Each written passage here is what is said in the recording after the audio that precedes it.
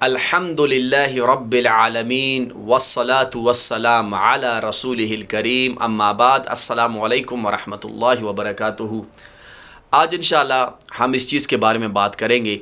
کہ ہم اللہ تعالیٰ سے جب دعا مانگیں تو ہم اللہ تعالیٰ کو کن کن چیزوں کا واسطہ دے سکتے ہیں۔ تو آج انشاءاللہ اس کے بارے میں بات کریں گے۔ سب سے پہلے چیز جس کا ہم اللہ سبحانہ و تعالیٰ کو واسطہ دے سکتے ہیں وہ اللہ سبحانہ و تعالیٰ کے اسماء الحسنہ ہے، اللہ تعالیٰ کے خوبصورت نام ہیں۔ اور اس کی دلیل کیا ہے؟ اللہ سبحانہ و تعالیٰ قرآن کریم میں فرماتا ہے سورہ الاعراف میں سورہ نمبر 7 آیت نمبر 180 میں وَلِلَّهِ الْأَسْمَاءُ الْحُسْنَى فَادْعُوا بِهَا، اور اللہ ہی کے لیے سب اچھے نام ہیں لہٰذا ان ناموں سے اسے پکارو۔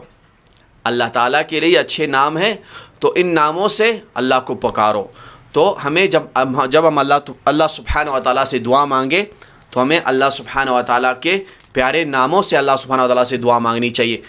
مثال کے طور پر اگر ہمیں رزق چاہیے تو ہم کہے کہ اللہ تو الرزاق ہے، تو مجھے رزق دے،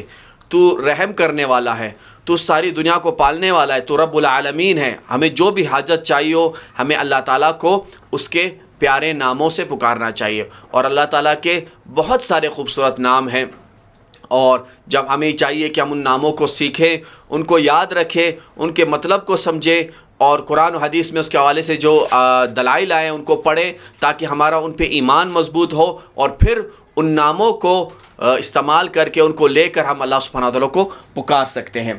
تو سب سے پہلے ہم اللہ کو کس چیز سے پکار سکتے ہیں؟ اللہ سبحانہ وتعالیٰ کو ہم اللہ تعالیٰ کے اسماء الحسنہ، اللہ تعالیٰ کے خوبصورت ناموں سے پکار سکتے ہیں۔ اس کے بعد ہم اللہ سبحانہ وتعالیٰ کو جو واسطہ دے سکتے ہیں وہ ہے نیک اعمال کا۔ ہم نے جو نیک اعمال خالص اللہ تعالیٰ کے لیے کیے ہیں ہم ان کا واسطہ دے کر ان کو اللہ کے آگے رکھ کر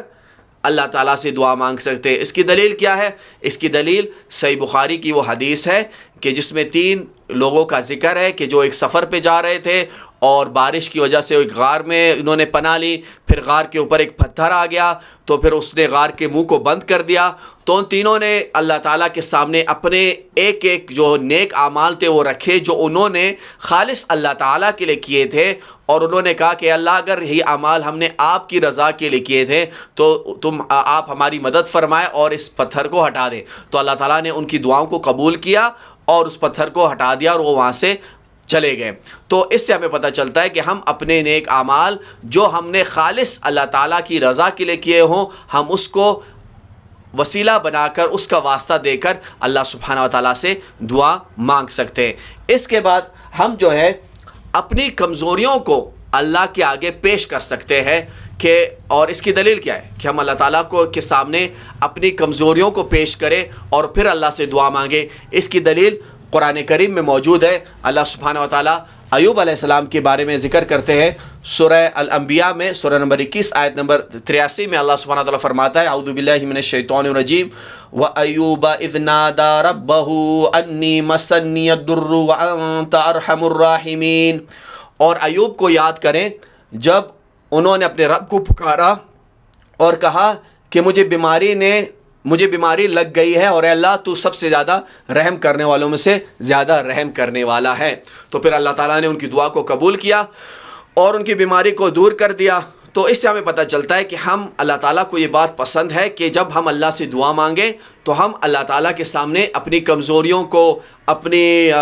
یعنی جو ہماری جتنے ہم کمزور ہیں، ہماری بیماری ہے، ہماری پریشانیاں ہیں، ہماری مصیبتیں ہیں، ہم اس کو اللہ کے سامنے پیش کریں اور پھر ہم اللہ سے دعا مانگیں کہ اللہ تو رحم کرنے والا، اللہ تو طاقتور ہے، ہم کمزور ہیں، ہماری یہ کمزوریاں ہیں، اس کو آگے رکھ کر ہم اللہ سے دعا مانگیں۔ تو یہ طریقہ بھی قرآن و سنت سے ثابت ہے۔ تو ہم نے 3 طریقے ابھی تک ذکر کیے۔ سب سے پہلے ہم اللہ تعالیٰ کے خوبصورت ناموں سے اللہ کو پکار سکتے ہیں، ہم اپنے نیک اعمال اللہ کے آگے رکھ سکتے ہیں، اور ہم جو ہے اپنی کمزوریوں کو اللہ سبحانہ و تعالیٰ کے سامنے پیش کر سکتے ہیں، پھر اللہ سے دعا مانگ سکتے ہیں۔ اس کے بعد کسی زندہ نیک انسان سے ہم دعا کروا سکتے ہیں کہ جو ہمیں زندہ نیک انسان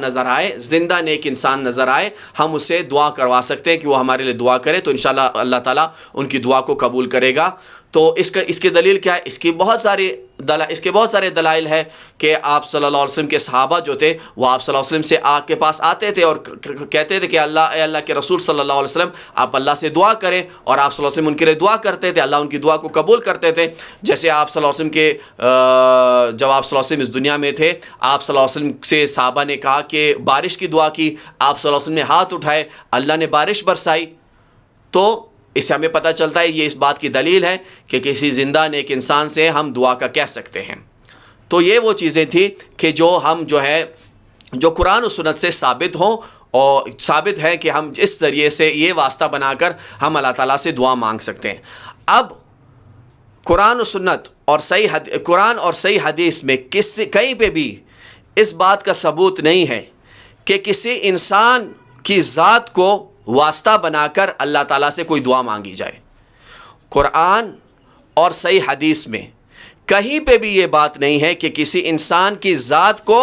واسطہ بنا کر اللہ تعالیٰ سے کوئی چیز مانگی جائے۔ کسی انسان سے دعا تو کروائی جا سکتی ہے، کسی زندہ انسان سے دعا کروائی جا سکتی ہے، لیکن کسی انسان کی ذات کو واسطہ بنا کر کہ اللہ سے کوئی چیز مانگنا یہ قرآن و حدیث سے ثابت نہیں ہے۔ اگر ایسا ثابت ہوتا تو یہ کام سب سے پہلے صحابہ کرام کرتے تھے، لیکن جب ہم صحابہ کرام کا عمل دیکھتے ہیں تو وہ اس کے بالکل برعکس ہے۔ جب نبی کریم صلی اللہ علیہ وسلم اس دنیا میں تھے، صحابہ کرام آپ کے پاس آتے تھے اور آپ سے دعا کرواتے تھے اور اس کے بعد جب نبی صلی اللہ علیہ وسلم جب اس دنیا سے چلے گئے، اللہ کی جنتوں کے مہمان ہو گئے، پھر کسی بھی حدیث سے بات ثابت نہیں ہے کہ نبی کریم صلی اللہ علیہ وسلم کی وفات کے بعد کسی بھی صحابی نے اللہ سے دعا مانگی ہو اور اس میں نبی کریم صلی اللہ علیہ وسلم کی ذات کو واسطہ بنایا ہو۔